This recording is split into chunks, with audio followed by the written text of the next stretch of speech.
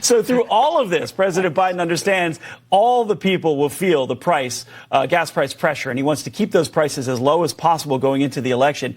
Here to break it all down is the Power of the Future founder and CEO Daniel Turner. So Daniel, thank you for being here, first of all. And on one hand, you have President Biden doing everything he can to possibly restrict the demand or expansion of gas and oil for the future. On the other hand, he wants gas prices as low as possible going into the election.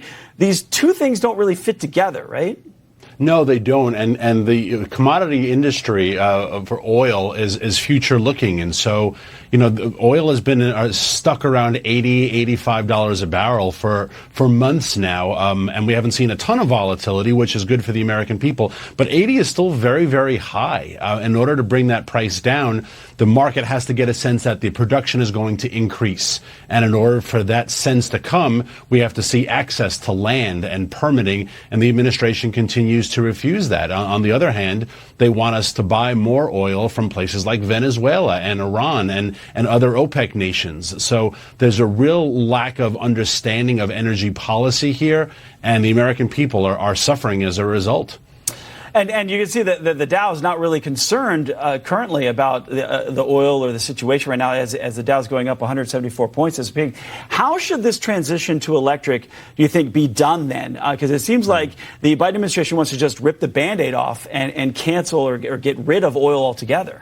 Yeah, well, do you remember a couple of weeks ago, Secretary Buttigieg on Fox made a comment that, he likened it to people in the 2000s who didn't want to give up their landline and refused to take a cell phone, and very pejorative comment, we're all a bunch of troglodytes. Except the difference was that the federal government never banned landlines, right? The federal government never gave $7 billion to people to buy a cell phone. It's amazing what happens when the free market works. You not only get a better product, but you do get the sort of changes in behavior that this administration wants. And yet they refuse to allow the free markets to work. I don't know if the future is going to be wind and solar. As of right now, I can tell you these technologies are expensive. They're intermittent. They're made in communist China with slave labor. They don't work.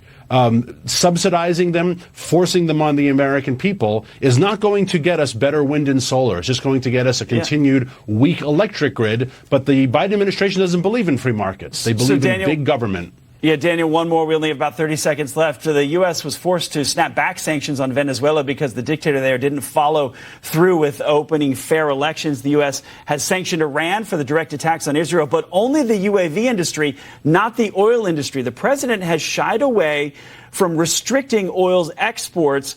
Is it cynical? Is this cynical politics with the green push here, trying to get more global supply from folks who may not be our friend while restricting our own supplies? Oh, it's deeply cynical. We produce oil cheaper, more conscientious to the environment, more ethically. We create better jobs. We do it best in America, and yet this administration wants us to get this product from foreign nations, usually nations that are hostile to America and to our values. So, if we just had all the oil and gas production that we wanted, we wouldn't care what's happening in Venezuela or with OPEC nations, but we no longer have that luxury.